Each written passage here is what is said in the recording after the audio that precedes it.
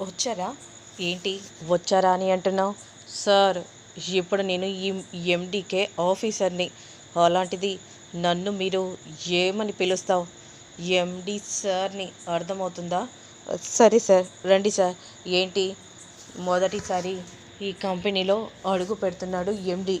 అలాంటి ఎండికి ఎలాంటి స్వాగతాలు అరేంజ్ చేయలేదు అంటే సార్, వాళ్ళు వర్క్లో చాలా బిజీగా ఉన్నారు సార్. వర్క్లో బిజీగా ఉంటే మొదటిసారి ఈ కంపెనీకి వస్తున్నాను. వచ్చినప్పుడు వెల్కమ్ అని అరేంజ్ చేయరా? అమ్మో, ఇప్పుడు లోపల జరుగుతున్న విషయం గురించి తెలిస్తే ఇంకేం జరుగుతుందో ఏంటో. సార్కి మాత్రం ఏం తెలియకుండా కంట్రోల్ చేయాలి. అవును సార్, జెండే సార్ ఎక్కడ కనిపించట్లేదు? అభయ్ సార్ వస్తున్నారా? వాళ్ళెందుకు నా ఆఫీస్కి నేను వచ్చాను, వాళ్ళెందుకు వస్తారు? సరే పద వెళ్దాం అని అంటూ ఇక వెంటనే కోపంగా అక్కడి నుండి వెళ్తూ ఉంటే ఇక వర్కర్స్ అందరూ కూడా నిలబడి ఒకరి మొహాలు ఒకరు చూసుకుంటూ ఉంటారు. ఏంటి వర్క్ చేయకుండా అలా ఒకరికొకరు చూసుకుంటున్నారేంటి? అసలు ఇది ఏమనుకుంటున్నారు? ఇది కంపెనీ అనుకుంటున్నారా, లేదంటే చేపల మార్కెట్ అనుకుంటున్నారా? ఏమనుకొని అలా వర్క్ చేయకుండా నిలబడి చూస్తున్నారేంటి? అంటే ఏంటి సార్, మీ ప్రొడక్షన్ ఏంటి ఇలా ఉంది? ఎందుకు ఆగిపోయింది? వర్క్ కష్టపడితేనే జీతాలు వస్తాయి. ఇలా ఊరికే కష్టం లేకుండా జీతాలు ఇవ్వమంటే ప్రొడక్షన్ ఏది ఇవ్వదని ఆ మాత్రం తెలీదా? బాగుంది సార్, మా కష్టం గురించి మీరు కూడా గుర్తించట్లేదు కదా? చాలా బాగుంది. ఏంటి గుర్తించేది? కష్టపడితేనే జీతం, లేకపోతే జీతం రాదు, అర్థమవుతుందా? కష్టపడండి, జీతాలు తీసుకోండి. లేదు అంటే మిమ్మల్ని పీకేసి కొత్త వాళ్ళని పెట్టుకుంటాం. వద్దు సార్, మీరు వాళ్ళతో అలా మాట్లాడకండి. ఏంటి నువ్వు నాకు చెప్తున్నావు? వీళ్ళు ఎలా ఎదురు తిరిగి మాట్లాడుతున్నారు? అలా అని నేను చూస్తూ ఊరుకుంటానా? ఊరుకోను కదా అని కోపంగా రవి అంటూ ఉంటాడు. పని చేయకపోతే బయటికి వెళ్ళిపోండి, అంతేకాని ఇలా దిక్కుమాలిన క్వశ్చన్స్ నా దగ్గరికి వచ్చి అడిగితే నేను జీతాలు కాదు ఏది ఇవ్వను. ఏంటి సార్, ఏమనుకుంటున్నారు?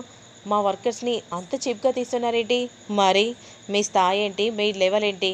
మీరేం చేస్తున్నారు? వర్క్లా చేయండి. అవునా? అసలు మీది ఏ పొజిషన్ల గురించి మీరు నాకు చెప్పాల్సిన అవసరం లేదు, అర్థమవుతుందా? మీ నాన్న కూడా ఒక వర్కరే కదా. ఇప్పుడు మా నాన్న గురించి నా ముందు ఎందుకు తీస్తున్నారు? మా నాన్న వర్కర్ అయితే నాకేంటి? నేను ఈ ఫ్యాక్టరీకి బాస్ని, ఎండీని, అర్థమవుతుందా? అది గుర్తు పెట్టుకొని దృష్టిలో పెట్టుకొని మెదలండి, అర్థమవుతుందా? ఎండీని. అవునా? మీరు ఎండీగా విర్రవీగితే సరిపోతుందా? అయ్యో, ఎవ్వరూ రాలేదు. ఈ వర్కర్స్ ఏమో సార్ని రెచ్చగొడుతున్నారు, ఎలా ఆపాలో అర్థం కావట్లేదు అని శంకర్ మనసులో అనుకుంటూ చాలా కంగారు పడిపోతూ ఉంటే, ఏంటి ఎక్కువ మాట్లాడుతున్నావు? ముష్టి వేశారు కాబట్టి మీరు వర్కర్గా చేసేది ఇప్పుడు ఈ స్థాయిలో ఉన్నారు అని ఈ విధంగా చెప్పగానే, నన్నే ముష్టిగా పడేశారంటవా?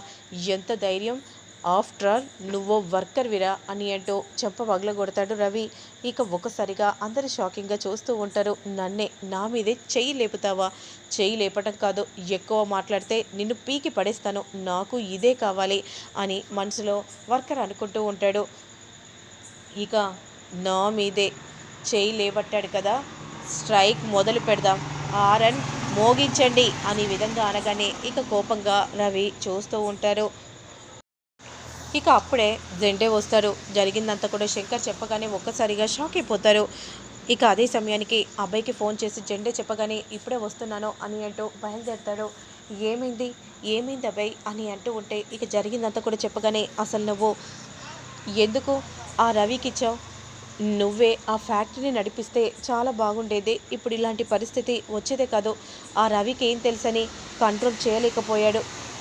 నువ్వు ఇప్పటికైనా ఆ కంపెనీ బాధ్యతలు తీసుకొని ఇంట్రెస్ట్ పెట్టు. ఎందుకంటే ఆ కంపెనీ మీ నాన్నగారికి ఎంత ముఖ్యమో తెలుసు కదా. అయినా మీ నాన్నలో ఉన్నంత మాత్రాన ఆ రవిని అపాయింట్మెంట్ చేసేసాడు. ఇప్పుడు చూడు ఏం జరిగిందో. అయినా నాకు మాత్రం నచ్చలేదు అబ్బాయి.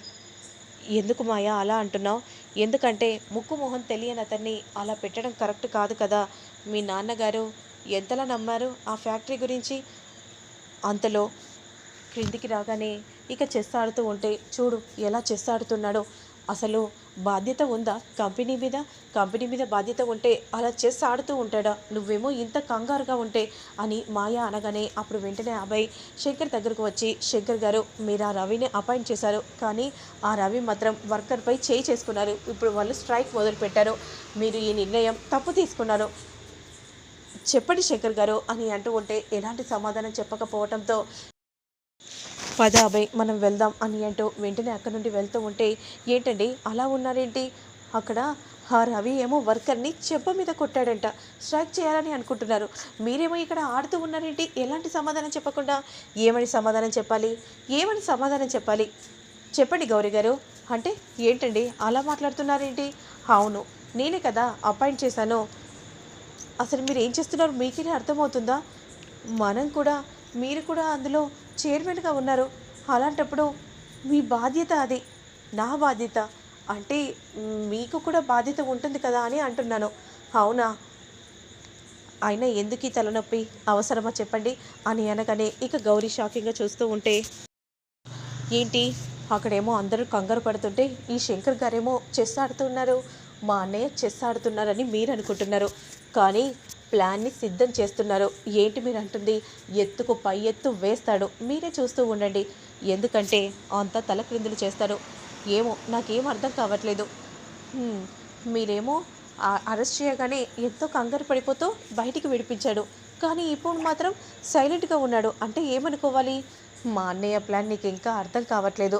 సైలెంట్‌గా ఆ ప్లాన్ ఎలా ఇంప్లిమెంట్ చేస్తారో మీరే చూడండి అనే విధంగా చెప్తూ ఉండగా, ఇక మరోవైపు మాత్రం రవి మొదటిసారి ఆఫీస్‌కి ఎంటర్ అయ్యాడు. అక్కడ ఎలాంటి గొడవలు జరగకుండా సంతోషంగా మళ్ళీ ఇంటికి రావాలి అని అక్కి అనుకుంటూ ఉండగా, అదే సమయానికి గౌరీ వచ్చి చెప్పేసరికి ఒక్కసారిగా షాక్ అయిపోతుంది. వెంటనే కాస్త అబ్బాయి కూడా ఇప్పుడు బయలుదేరాడు.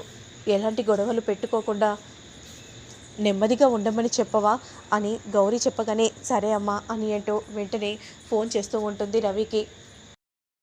ఏంటి రవి, మొదటి రోజే నువ్వు ఇలా వర్కర్స్ని చేయి చేసుకోవటం కరెక్టేనా? ఏంటి పెద్ద చెప్పచ్చావా నాకు? ఏంటి అనేది నాకు తెలీదా? అది కాదు రవి, నువ్వు ఎండీగా ఉన్నావు, పెద్ద బాధ్యతలో ఉన్నావు. నువ్వు ఆ బాధ్యతని మర్చిపోయేలా నువ్వు అలా చేయకూడదు కదా. మా అన్నయ్య వస్తున్నాడు, నువ్వు మాత్రం కాస్త కామ్గా ఉండు. అంటే మీ అన్నయ్యని చూసి నీ భయపడాలా? ఏం మాట్లాడుతున్నావు అనే విధంగా అంటూ కాల్ని కట్ చేయగానే, ఏమైంది నేను చెప్పేది వినట్లేదమ్మా అని అనగానే చాలా కంగారు పడిపోతూ ఉంటే, ఇక మరోవైపు మాత్రం రవి నేను వర్కర్స్తో మాట్లాడాను, నువ్వు వచ్చి సారీ చెప్పు. ఏంటి ఆఫ్టర్ ఆల్ వర్కర్స్కి నేను సారీ చెప్పడమా? నేను సారీ చెప్పను అని అంటూ అక్కడ నుండి వెళ్ళిపోతూ ఉంటే, ఇప్పుడు ఎలా సార్ ఈ ప్రాబ్లమ్ని శంకర్ మాత్రమే సాల్వ్ చేయగలడు అనే విధంగా అంటూ కాల్ చేస్తూ ఉంటే, మరోవైపు ఏంటి మీరు అలా చెస్ ఆడుతూ ఉంటే ఎలా చెప్పండి? మీరు కూడా ఆడతారా? ఆడండి. ఆడతారా చెప్పండి. మీరు నేను ఆడతాను, నా చేతిలో మీరు ఓడిపోతారు. కానీ నా చేతిలో ఓడిపోతే మీరు ఆ ఫ్యాక్టరీకి వెళ్ళాలి, అర్థమవుతుందా? ఆ సమస్యను మీరు సాల్వ్ చేయాలి. ముందు మీరు ఆడండి గౌరీ గారు అనే విధంగా అంటూ ఆడుతూ ఉండగా, అంతలో సెండే ఫోన్ చేయగానే గౌరీ ఫోన్ లిఫ్ట్ చేస్తుంది. అమ్మ శంకర్ ఎక్కడ? చెస్ ఆడుతున్నారు. ఏంటి చెస్ ఆడుతున్నారా? ఇక్కడ మాత్రం చాలా గొడవగా ఉందమ్మా అని అంటూ ఉంటే, ఇక గౌరీ ఒక్కసారిగా షాకింగ్గా శంకర్ వైపు చూస్తూ ఉంటుంది.